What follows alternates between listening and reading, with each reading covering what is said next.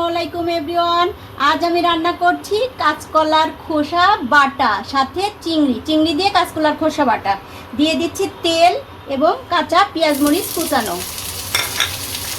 দিচ্ছি চিংড়ি মাছগুলো। এবার আমি চিংড়ি মাছগুলো খুব ভালোভাবে ভেজে নেব, তারপরে দিয়ে দেব মশলা।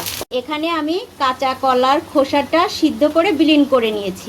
এবার দিয়ে দিচ্ছি জিরা বাটা, আদা বাটা, রসুন বাটা, তারপরে এলাচের গুঁড়া, দারচিনি গুঁড়া, লবঙ্গের গুঁড়া, গোলমরিচের গুঁড়া আর শুকনো মরিচের গুঁড়া, লবণ, হলুদ। এবার আমি মশলাটা কষাই নেব।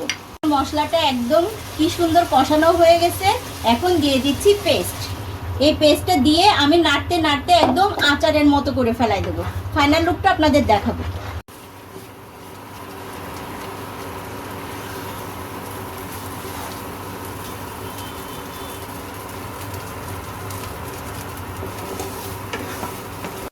মম কিচেনের রান্না মানে স্বাদে গন্ধে অতুলনীয়। আল্লাহ হাফেজ। রেসিপিটা এত মজাদার হয়, চিংড়ি কলার এই বাটাটা আপনারা অবশ্যই বাসায় ট্রাই করবেন।